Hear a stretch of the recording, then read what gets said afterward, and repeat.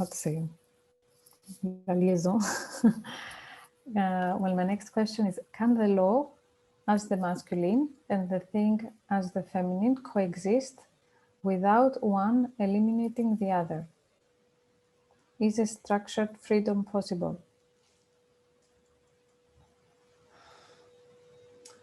Well, it's interesting that you put the law with the masculine and the feminine with the freedom.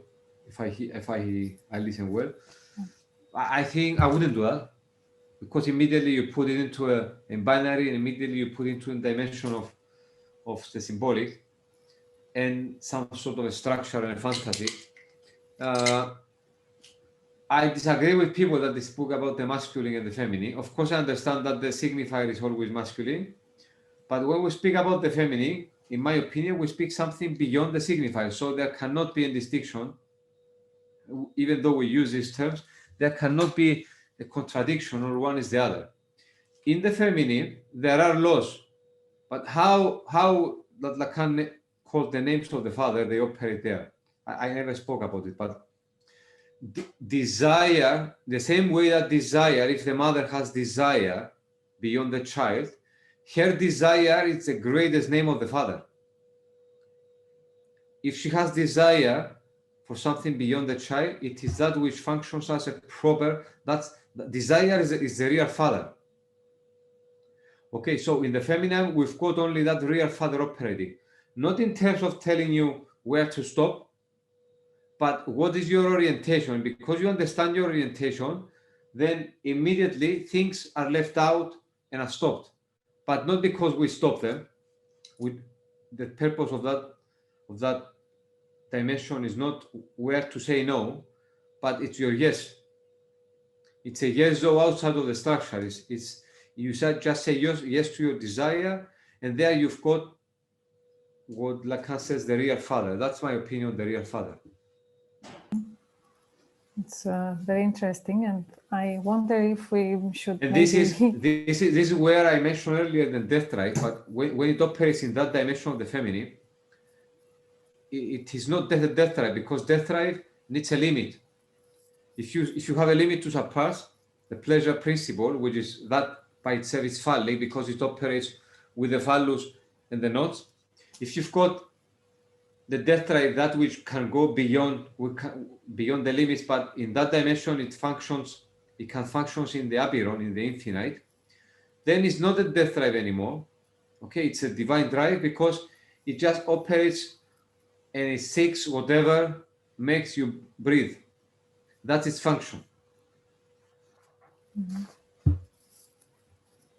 Okay. I wonder if we should, I don't know, maybe find another term for this so we don't get confused. About what? Feminine.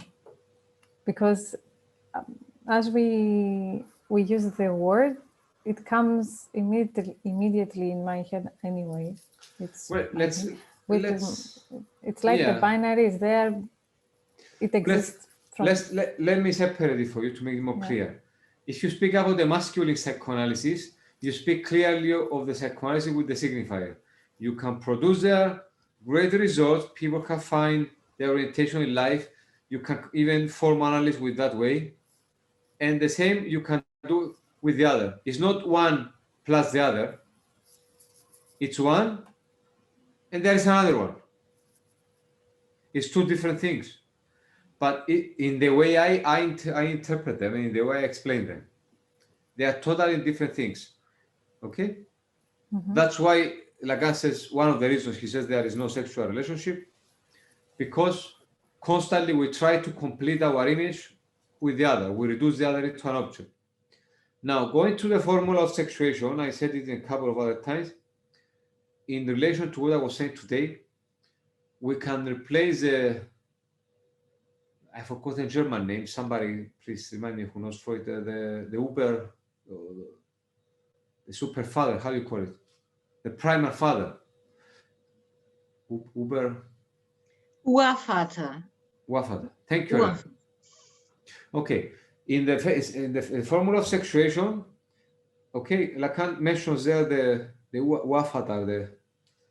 the primal father. But in what I speak now about this sort of structures and the feminine and stuff, who has the function of the one father? Is the psychoanalyst. Because the subject who comes there paranoid in the sense that it's always phallic, what they have there, or if they have issues with being phallic, schizophrenia, for example, they will be stabilized with the phallic. So the counter they have there, it's not with the primal father, but it is with the primal father, but in what sense? The one who desires, the one who knows how to connect desire, truth, and the act. It makes them one. So when the subject has a counter with that, then it is then that we have the transmission of desire. This is why I spoke in many of my seminars about a third sort of transference. Not the transference on the Oedipus, not the transference on the object A, but the transference on the one who carries desire. And this is what we cannot teach psychoanalysis. We cannot make the perfect school. What we can transmit is only desire. So the purpose of the analysis, the purpose of that father, the primal father in the formula of sexuation and the way I wrote it, it's the one who desires. So the subject has, for the first time, a counter, unless they wouldn't be there, with the one who desires. And the way I described desire earlier, Charoula, if you remember, it's desiring without the object A. We don't need the object A to cause you desire, because they call it the cause of desire. Is the act that is your cause of desire, and the breath your object of desire. And now I just gave you, the new, or I think Marinos is doing a research for the breath, for the drive. I just gave you some other aspects of the drive. Mm-hmm.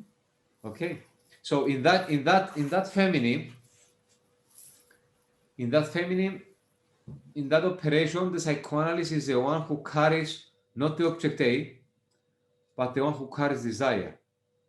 And then by saying that, please go to, for those of you who are familiar with it, sometimes it's difficult to understand, but I arrange with Angelos to maybe we can work something together there with the graph of desire.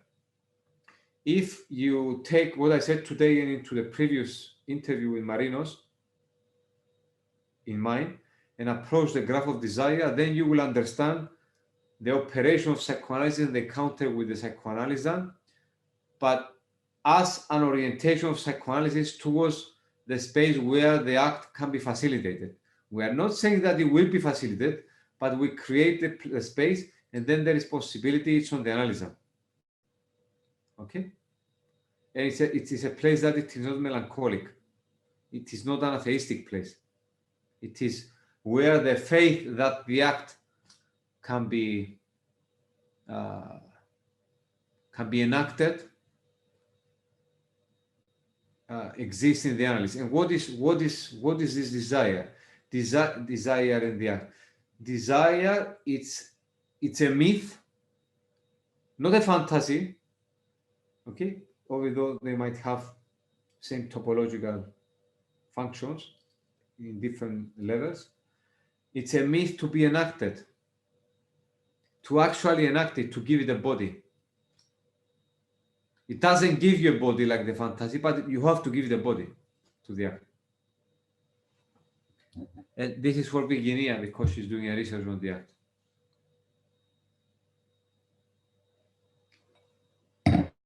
Yes, Harold. Thank you so much. Well, my next question is, what do you call a sexual relationship? I call a sexual relationship, I believe, of course, as you know, that I said many times that it does exist. And it can exist only when the partners, it can exist, having the back of my head now, Lacan, it does not exist because we always see ourselves on the other. Okay, we use the other to complete our specular image. We use the other to support our jouissance of that image. It can exist, okay, when both partners, let's call it the man and the woman, they operate beyond the man and the woman. They operate with their own desire. And by saying that, it means that they do not seek the object A in the other. They don't need verification of who they are from the other. And this is a true dimension of love. This is a true dimension of love. It's kind of rare, but it's the only true dimension of love between man and a woman. Because it's the only dimension that they can exist as a man and a woman. Can we say that the sexual relationship is possible between two beings of the breath? Well, they have to, if they have access to the act, then the breath is there. So it's possible between two verbs. When we speak about breath and the ErgOn, we are talking about not the being of the subject of their conscious, but the verb of their conscious. Okay, so in order to have that experience, one has to travel from the subject to the verb. And that's my opinion, of course. And without saying that there are no other dimensions of love. Okay, there are many ways that we can love each other, or women and men, but this is what I mark today. Thank you. Oh, well, I would like your opinion about something that is happening in a lot of countries, especially in Africa, because, well, I've worked in an institute in France, and we had a lot of African women who were coming there with this problem. Well, it's about circumcision. I don't know the English pronunciation. The female circumcision. Yeah. Well, do you believe that the cultures who are still performing this, are aware, let's say, of the feminine jouissance, if I can put it like that here, and that provokes fear to men, and this is the main reason why they cut the feminine organ? Well, they cut the feminine organ because they take literally, because it's an Islamic country there, but they take literally what the Westerners, they took more symbolic, that in order, this is a paranoia binary, of course, even though they say that it exists in obsessive neurosis, blah, blah, blah. If it exists, the symptom is always paranoia, because you want to reduce or be reduced as an object, or reduce the other as an object. So what they take literally there is what the West takes as a more symbolic, I would say, the fear of the woman's power, and I'm quoting Penn here. So there they took it literally, because they put all this symbolic dimension of the woman's power, they put on the body. They created, if you hear how they speak about women in these countries, they speak about the lust, as if it's a lustful being, as if she's a holy prostitute that constantly seeks of sex, and we have to remove that. You know, you don't remove the signifier, but you remove a part of their bodies. And that shows that it's a very primitive religion. And I don't mind quoting Nietzsche. Nietzsche said that in the processes of religion, usually they go upward, they are developed. And he mentioned only one exception, that where religions, they travel and they are evolving into something better, and that was Islam. I agree with him. And this, what you said, this sort of Islam, it's part of it. Well, what was very shocking for me, it was that this was happening in France. Well, while it was apparently the religion and where some people come from, originally, it was more powerful than the culture around. Okay. Well, I can comment on that if you want. It somehow fits with the seminar, not totally, but it has some connection. That the problem with Islam and Europe started from the 60s, because they didn't give too much attention to it. But if you ask me, it is not compatible with the European ideas. It's not compatible. Even the Muslims that they are more open-minded, they were born in the UK and stuff, they are not Muslims that they will last more than a month in their countries of origin or in other Muslim countries. Okay, so this sort of Muslims, or any sort of Muslim, or any sort of religion, let's go to that, shouldn't be more than the ideas of freedom that these countries have. It doesn't matter if it's Christianity or Islam. As long as you give people the freedom to go beyond what marks a nation, these pillars of a nation, UK, for example, or France, then you are going to create carcinomas in the country. And this is what we deal now in Europe. Okay? Anything or any religion that, regardless of what they say, goes against the constitution and the ideas of freedom of the European Union, of the European countries, should be banned. They have to find a way. They just have to be that strict. They shouldn't go to democratic conversations because it leads to nothing. If someone says that the law of my religion is beyond the law of the country, that person should be asked to go to a different country where they believe these things. And I'm kind of sharp with these things because there is no solution. Because they play with the laws, the free laws of the European countries. They should make laws, and it doesn't matter if you are British, it doesn't matter if you are white, black, Arabic of background, Greek background, it doesn't matter. As long as what you believe and what you practice goes against the structure, because we're talking about the structure here, the topology of a country, you have no place in that country. It doesn't matter if you have a passport of that country or citizenship. You have to go. That's very strong. Well, it is very strong, but yeah. that's, well, to protect. Yeah. Well, you speak about feminine circumcision in France. It's not allowed.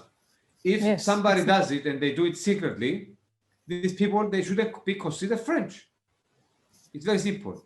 It doesn't matter if they're Arabic or a white French guy. If they do it, that's against the very pillar, the very strong, the very powerful beliefs of a French society. You don't attack the feminine body like that. So they don't have a place there. Simple as that. I agree. Thank you. Well,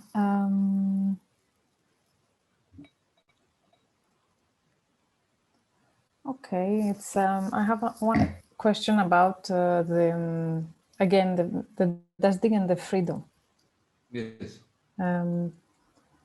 What is the relation between a free being, the being of the breath, who is free from the signifiers that make the subject an object in the jouissance of the other, and the feminine jouissance? The subject is not always object, but usually this is why they come, because they are one way or another object. They are suffering. Their identifications collapse, and when the identifications collapse, you are becoming an object there.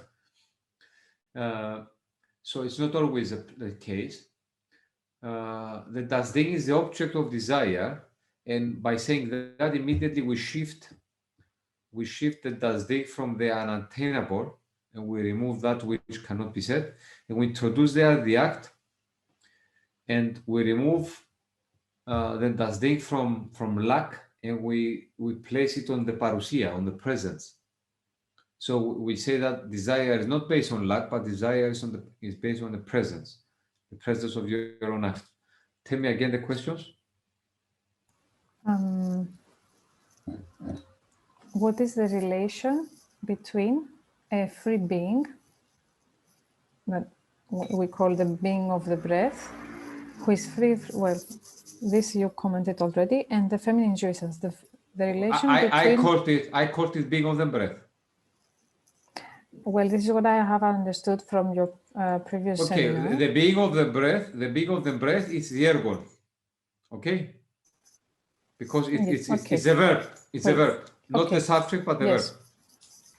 Okay. Tell me again the question. Well, my question is, what is the relation between, if you want, the ErgOn and the feminine jouissance? Those two. Is it the same thing?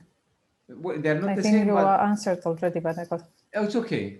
In order to have access, in order for the subject to become a verb, and then to name it as an ErgOn, it needs to. The ErgOn is when the act is facilitated, and the act cannot be separated by the breath. So if I want to put it together, it's a being. The ErgOn is a being who breathes. Okay. There was another question earlier at the answer. What was it? Was about the freedom and structure. That was very previously, if we can have a structured freedom, if it's possible. And you said that in the feminine, we do have laws. I will situate you differently. I will just tell you that in the feminine we have a free structure. It's a free structure. Okay, even better.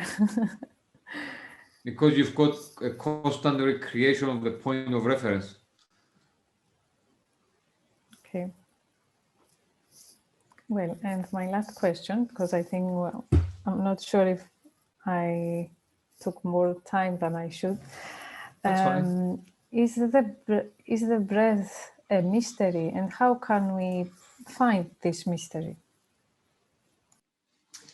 It is a mystery, but not in the sense that a lot of psychoanalysts and psychology, whatever, people put it that, oh, it's a mystery, it's unattainable, it's whatever, that shit that they say. It's a mystery in terms of you can penetrate it, you can go, find your own truth, make it one with your act, and then return to the world. So it's a mystery. What's a mystery? It's a mystery of how to live your life, how to be able to breathe in your life, what to do with your life. That's a mystery. And it's quite simple, actually. It is a mystery on what to do with your life, what to do with this breath. Mm-hmm. It's not a mystery in the sense. When I mentioned in previous seminars the anabasis and the katabasis referring to the mystical religions, I was referring also to Heraclitus, Odos Anokato, the upward, downward road. That's the best translation I can think of. Because there the dimensions are lost, the perspective is lost. You always have perspective when you've got identifications and then gaze. In the feminine, there is no perspective because the gaze cannot operate. Why the gaze cannot operate? Because the gaze operates only in connection with the other and the object A. That's why in I don't remember which, maybe it was Angular seminars. If you've got a connection with the object, it has, let's say the object, the oral drive, it has to connect afterwards with the gaze because then you have a disconnection from the social bond. Let's say the example here is, I'm being fed, but how do I want to appear in front of the gaze? How do I appear in front of the gaze? As someone who is being fed. So you've got the connection of two objects there. The one object is the object of the drive, and the other one, of course, the gaze is object of the drive also, but it's the object that, if it exists, there is some structure, at least some very basic structure. If it collapses, then you've got this constantly creative and Daedalic, from Daedalus, who makes these beautiful palaces from the ancient Greece. You've got these Daedalic interventions and creations of the schizophrenics in the world. Sometimes funny. Okay. Well, to finish for tonight, I would say that this, what you've said about anavasi και κατάβαση, yeah, οδός άνω κάτω, it reminds me of the inhale and exhale of the breath. It is the exhale of the breath. I will say more in other seminar about the katabasis and anavasis. In relation to the myth of Persephone being dead and alive. Okay, well, thank you very much, Petro. This is from me. Thank you for your questions. If someone has questions, feel free to ask, or comments. I have a comment. Hello, Spiro. Hello. Good evening. Good evening. if I understood well, feminine jouissance is desire. When you said desire in presence, I heard desire is a. Oh wait, I mixed it. Desire is the present. You said in something you were saying before, and I connected this is a present like a gift. Presence, παρουσία. Presence. Okay, I heard present, and I connected it with the present moment, and the present, the gift. So it's just a comment, not a question.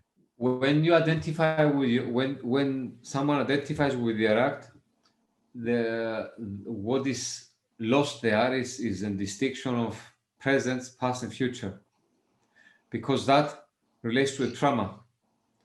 The trauma itself is beyond time. It's achrono, in the word in Greek.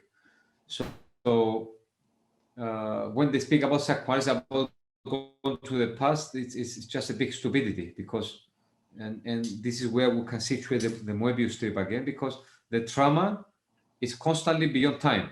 It's beyond the signifying chain of it has this autonomy. I mentioned that once, but Miller, I think, mentioned something similar. Has this autonomy of the signifier, the master signifier, because it's outside of the structure. So when you've got this desire in the way I mean it, but there is also the other desires that Lacan and the other Lacanians speak, which are desires related to the object A. Okay, it's nothing wrong, nothing correct here. It's just whatever is more suitable for each one of you and me. It's very simple. Okay, we don't want to deify what we say today. So desire, it can be described in the more classical Lacanian terms and Freudian terms, in terms of lack, or in the terms of the act and the parousia, the presence.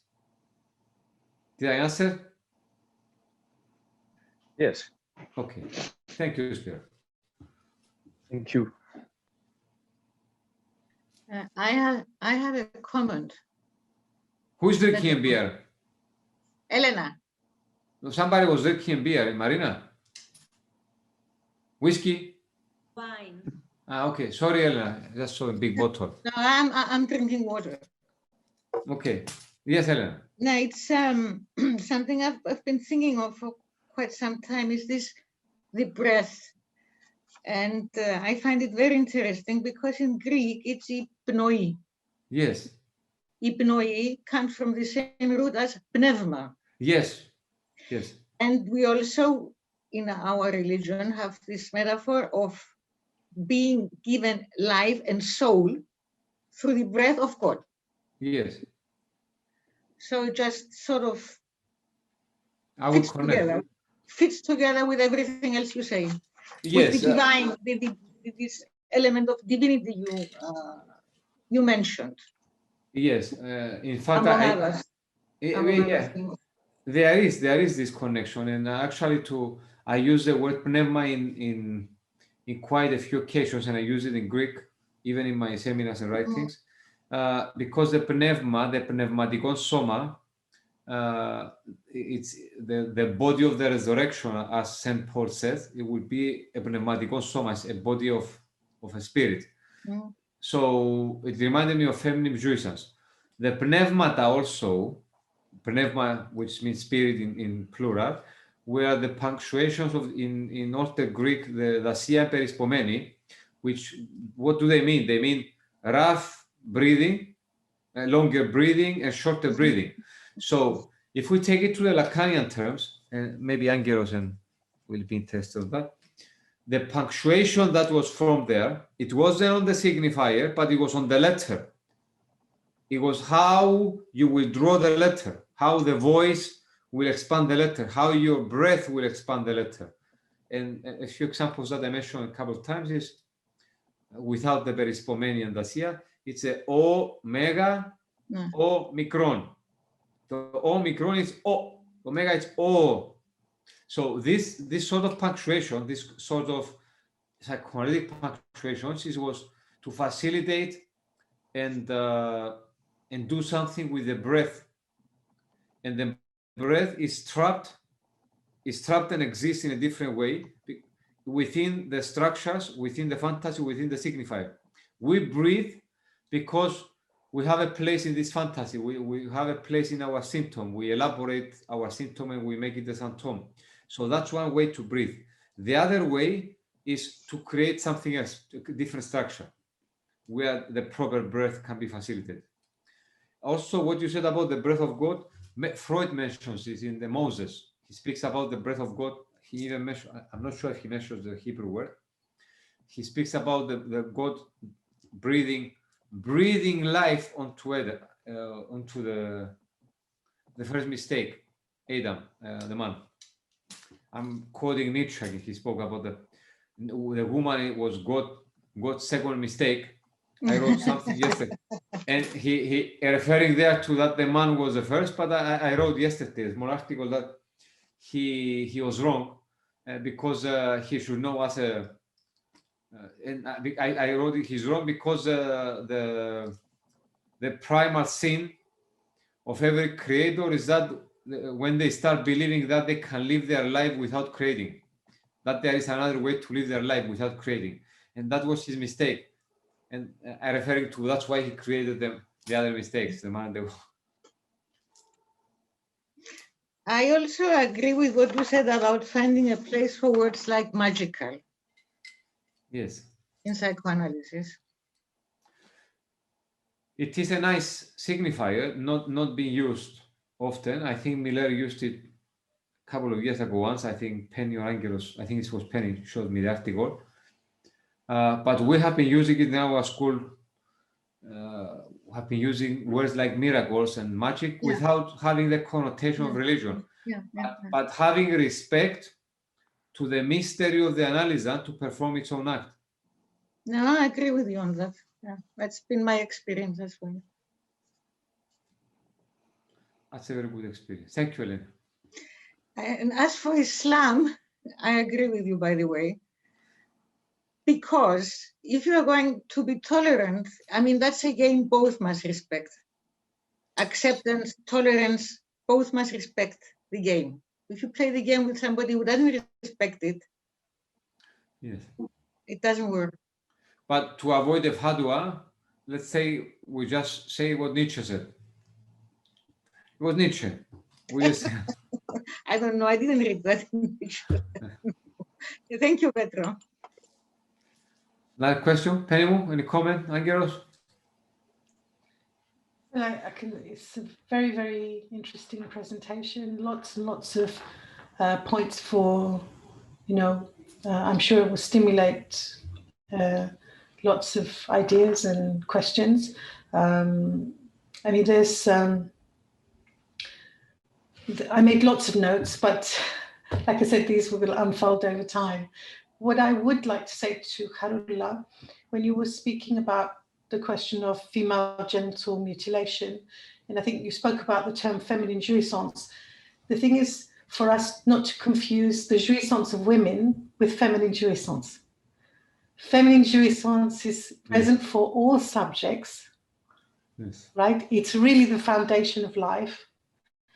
And the thing is, can we support it? Usually it arises in very, very profound moments. You know when it's happened, even outside of the orgasm, right? It's not just about they are the magical moments that happen to a subject. And so it was interesting when Petros was talking about the act. In a way, another way to approach the act is as a happening. It's a happening. Something happens to the subject and the subject gives their consent with grace to allow that divinity to present through their body, right? But as Petros says, it depends for each subject how far you want to take to live that, because for me, it's very clear that these things are very natural. They're not exceptional to one human being or another, but we make decisions at different moments in life, whether we can live without repressing, foreclosing, disavowing if you like, this divine presence, which is the life. It is the life, it is the breath.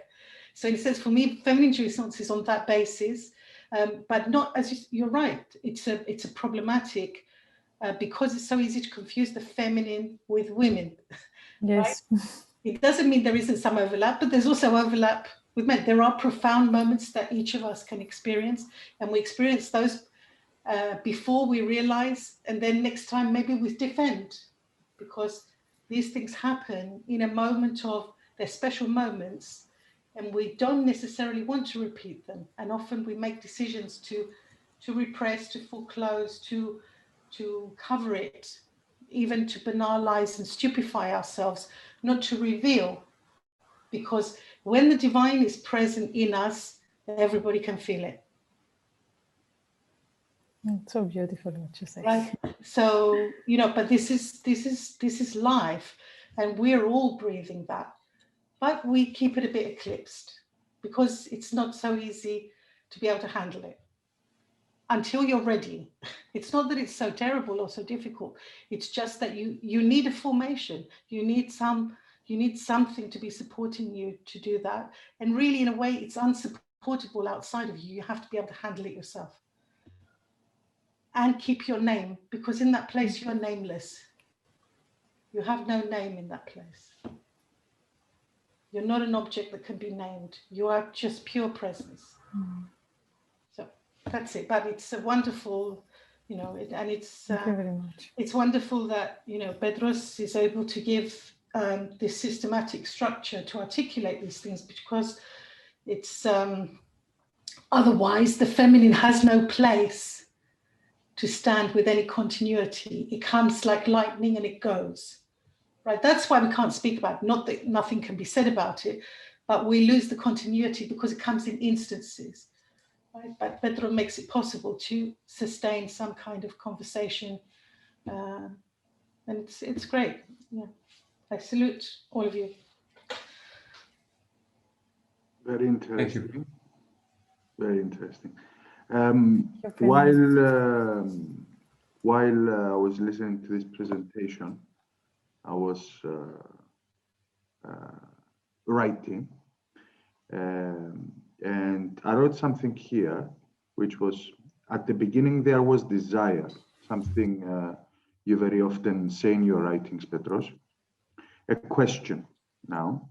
Lacan's reference on the das Ding in the ethics of psychoanalysis is being symbolized with the honey and the way it is changed when the temperature is changed. There is a connection here with the mirror. The closer we go in space, so I find another connection, the closer we go in space, the temperature is lower. And when we come back to Earth, the planet obeys the laws of the planet obeys the laws that structure the planet. The laws of gravity, time, etc., temperature. What this makes me think is the reorganization of the Borromean, the restructuring of our life to support our desire, thus actually modifies the laws of our world, thus modifies the body. By changing the laws of that world, the body will adapt and obey the laws of that restructured world. This is what we see in nature, where the biology of the creatures changes. Adaptations are being made to adapt the changes of the world. Time changes as well. Something that I wrote, it was very stimulating, and it just made sense on that moment. It's well structured. I don't have anything to say to it, but it sounds very well structured. Work on that more. It's very nice. Okay. It's good, Marina, I think.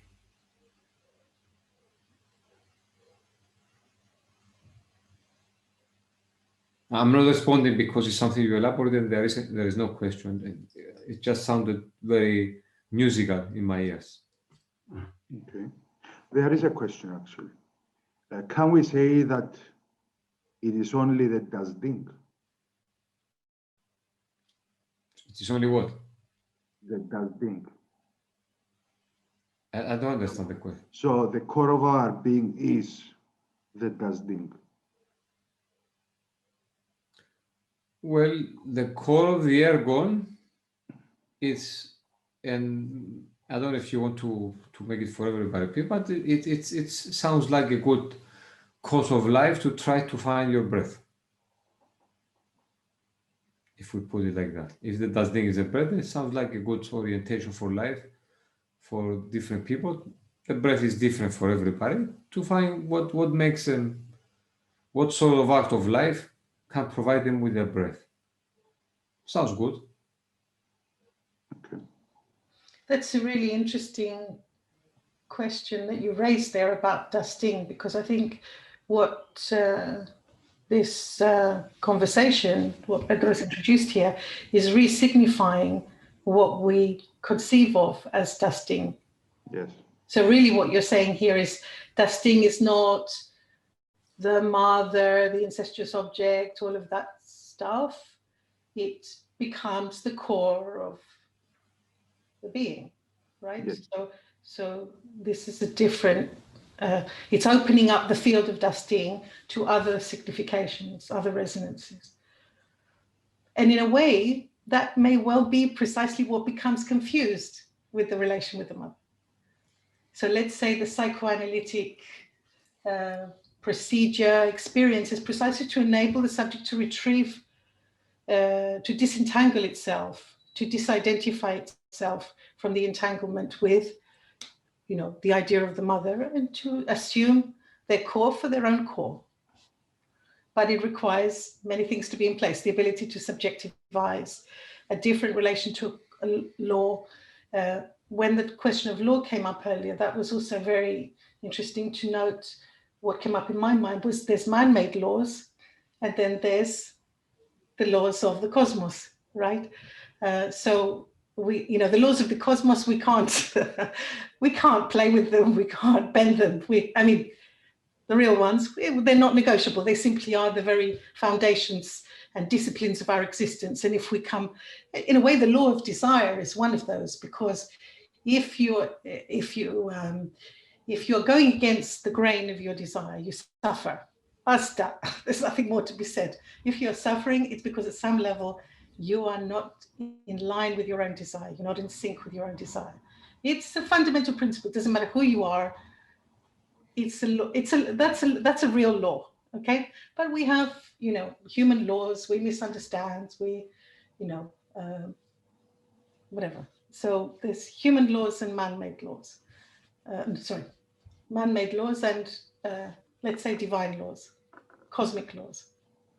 Yes. And be secular. I placed the das Ding on more on the side of the cosmic, to be honest. Yeah, and it's on the side of the infinite as well, which is why it's difficult to handle from a finite perspective.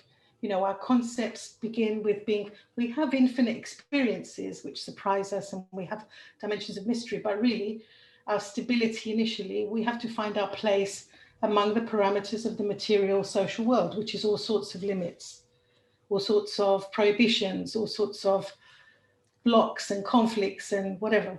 But at the same time, desire is on the side of the infinite. So it's an infinite being trying to make their way within finite structures. Yeah, very good. Thank you, Penny. Angela, a comment?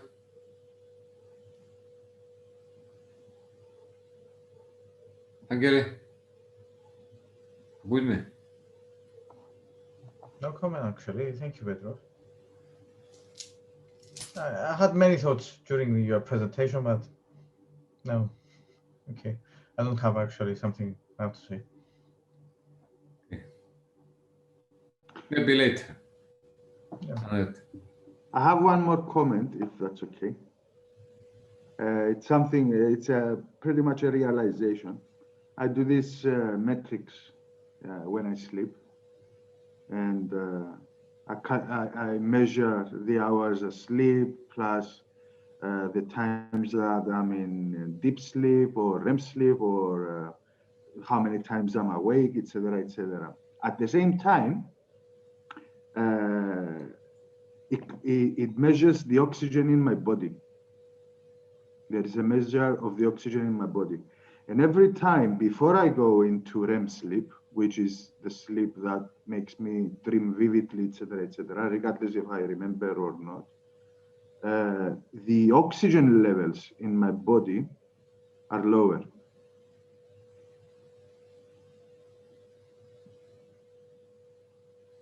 So that's in connection to what I mentioned earlier. As long as you can sleep, you are good. Yes, but the actual